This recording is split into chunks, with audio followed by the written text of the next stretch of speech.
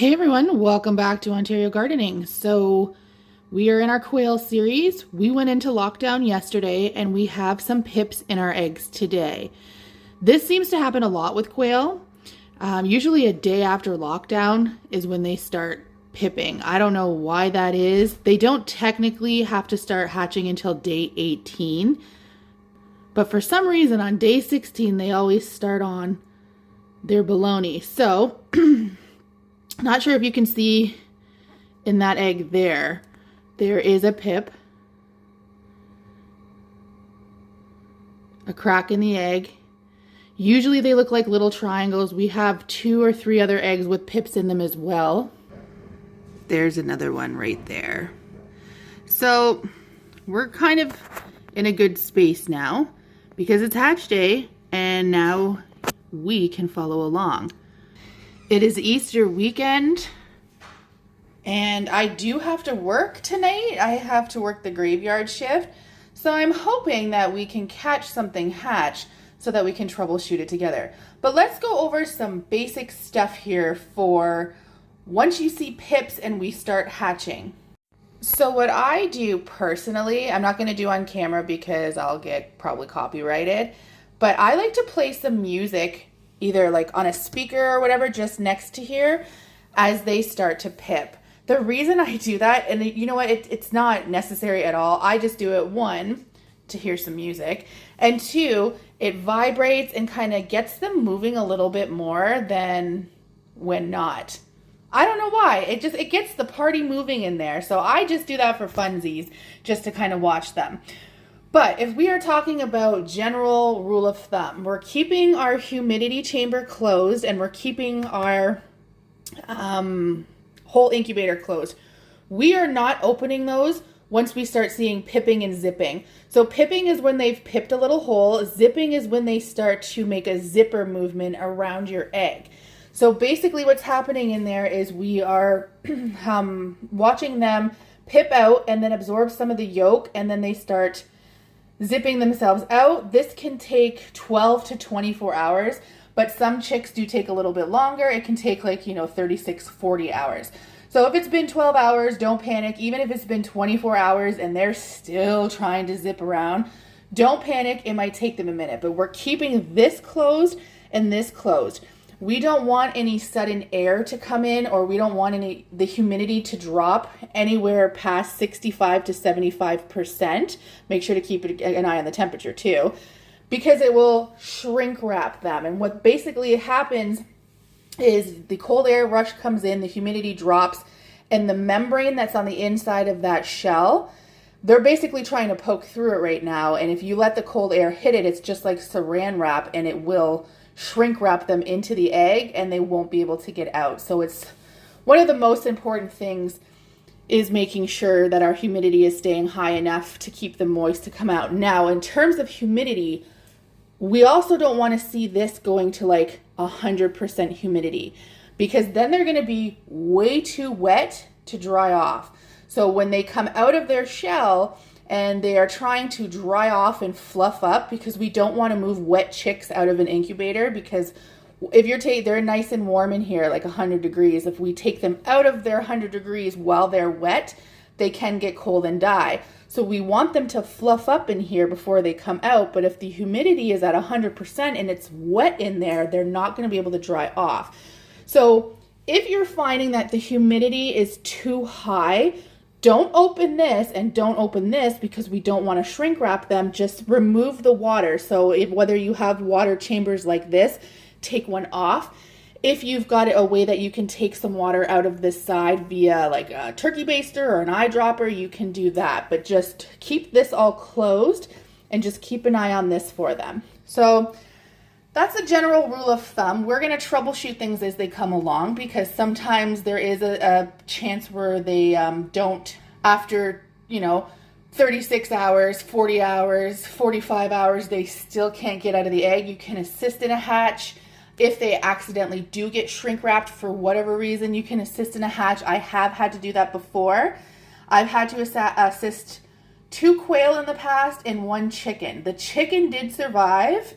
The quails, I can't remember if the quails, I feel like one quail survived and one quail did not. So people will argue with you if they can't make it out of their shell by themselves, they're not going to make it at all. I would argue that because I've seen it happen where I've had to assist in a hatch, and that chicken is fully thriving laying eggs in my sister's yard. So all I'm just saying is, like, I actually work in healthcare, so I'm going to always try to save them. If I assist in the hatch and they still die anyways, oh well, at least I tried. What am I going to do? Just not? I can't just sit there and not. I have to know that I've taken every life-saving measure that I can. If they survive, cool. If they don't, at least I tried. It's better than just sitting there watching them suffocate in the egg, in my opinion, but everyone has their own opinions. So that is my hot take.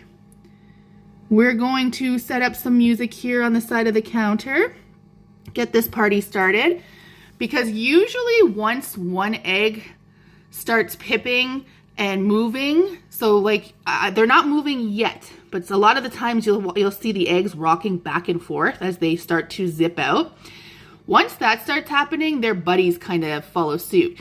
If there's anybody around them that's ready to hatch, once they get going, usually the other ones around them start going. It's pretty, and especially once the first one hatches, it's pretty simultaneous after that. I think in the few eggs that rounds that I've hatched, I'm going to say, I think I've done 3 or 4. Within the first day, they're all hatched. Anybody that's going to hatch has hatched. I have had a couple of stragglers that I thought were going to, and I've left them in the incubator for the 3 days after, and they never did anything. So coming back to my chart, so we locked down. We are here on day 16. Day 18 isn't, like, that was supposed to be the actual hatch. So hatching usually starts. You can go up to day 25. So even if, say, everybody hatched today and tomorrow before the hatching was even supposed to start, you can still leave your eggs for quite a few days after just to see if something happens. I would maybe candle them once everybody's all hatched out that's going to hatch out. Just see if there's anything in there. If there isn't, I mean, you can totally get rid of them. But yeah, if not, I mean, it doesn't hurt to leave them in for a few extra days and see what's up. But let's leave you there, and we will see you once these guys start hatching. Okay, so we had some zipping. Now, as you can see, this one is almost on his way out.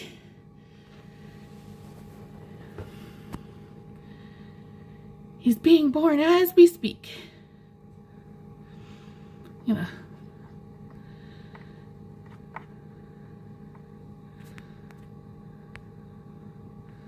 There we go.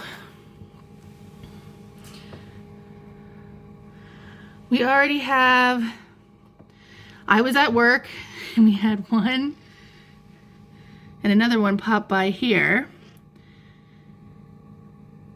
And we're waiting on the third one by the looks of it. He definitely was the first one born because he's already kind of drying off. There's one back there I'll show you in a second. So common questions are how they hatch out of the egg. What happens if they get stuck? We've got another one in here pipping off or zipping out. So as you can see, it starts to slowly just zip around the egg until they are zipped out where they can pop themselves out of the egg. I'm not seeing anybody that needs any help. Now, if I do go to the guy at the back, I want to just show you something. Moving this guy. If I swirl this around, the guy back there is still attached to his egg. So that is a possibility. I'm just going to swing him around. See how he's still attached to the egg, the yolk's still attached?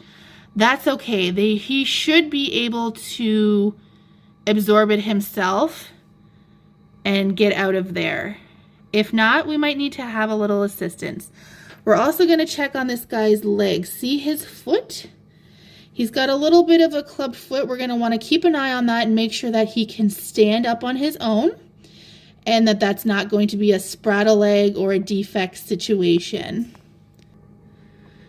And this guy is almost out, guys. They take intermittent breaks as they go through. There's his foot. He should be able to just push out. But he's taking a little bit of a break, which they do. They wiggle, they push, they zip, they move, and then they have to take a break. That's completely normal.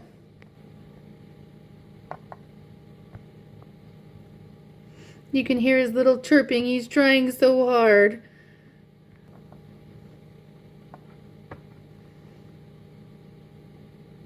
And then the one back there has lost his yolk. So perfect. That is good news.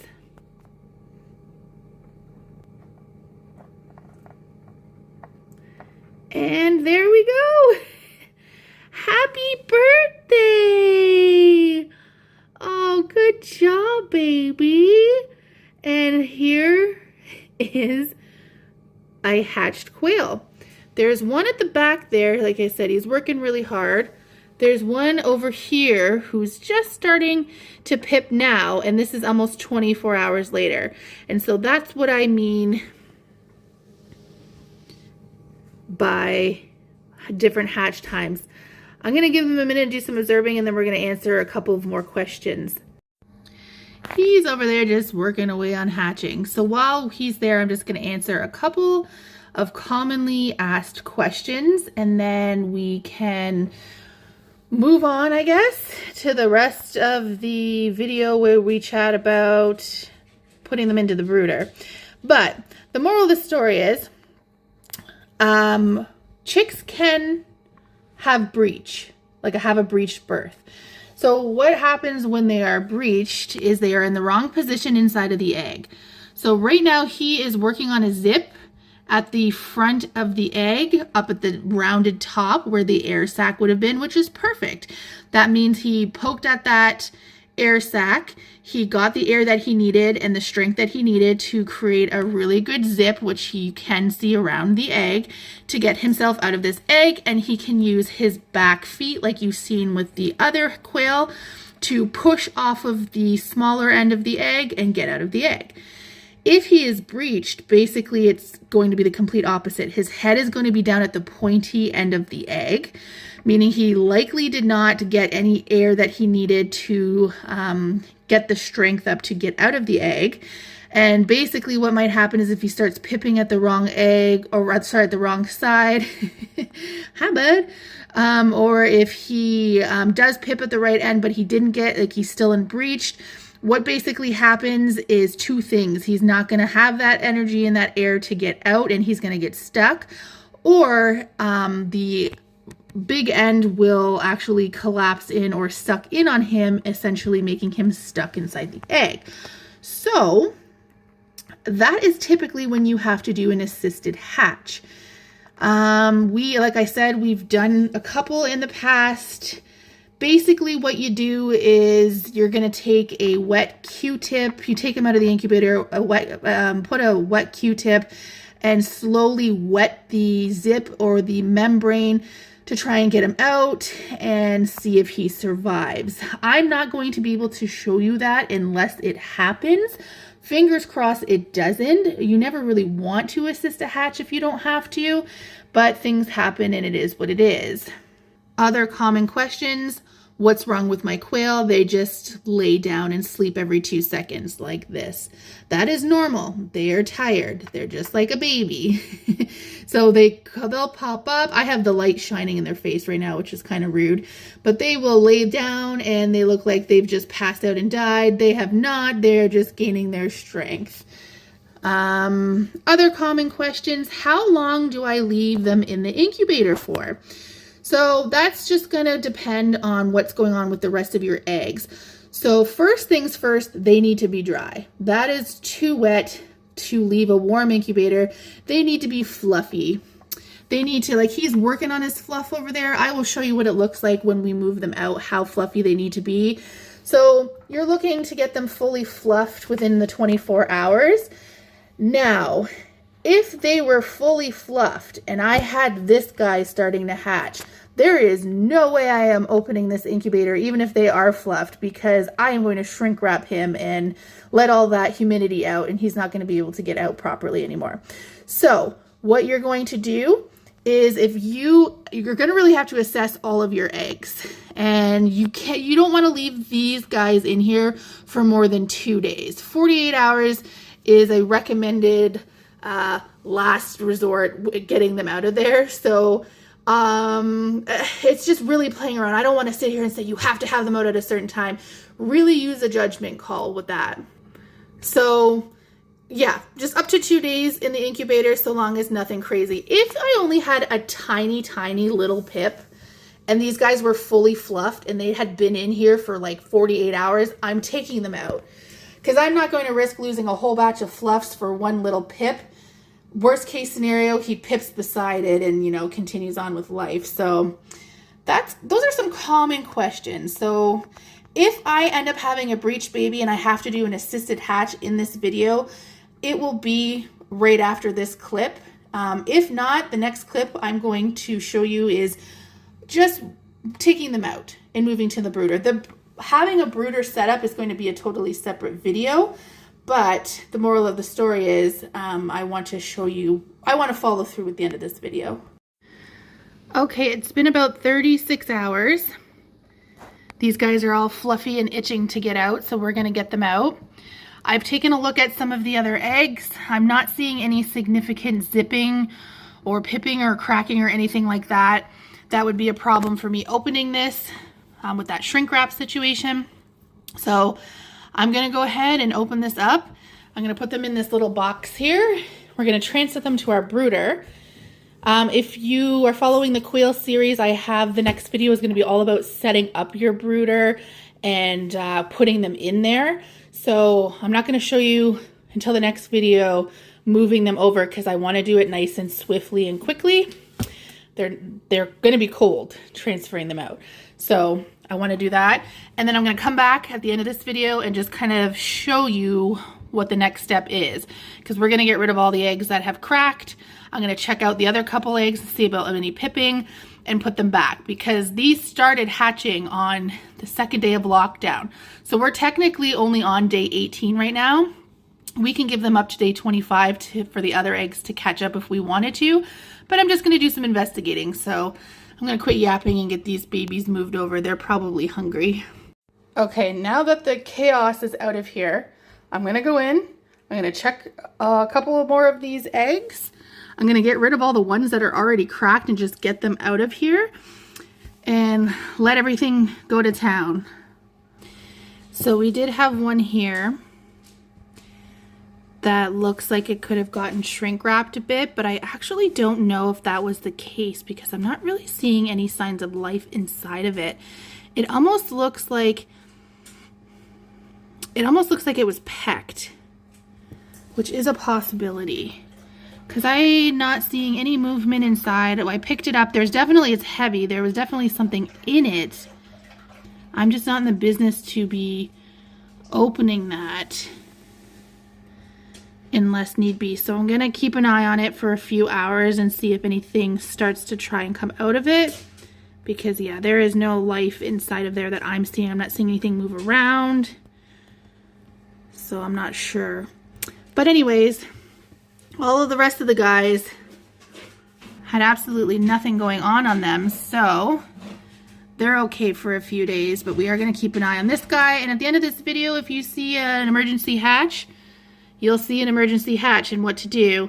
If not, it's possible he has passed, but we shall see. But yeah, anyways, that is hatch day.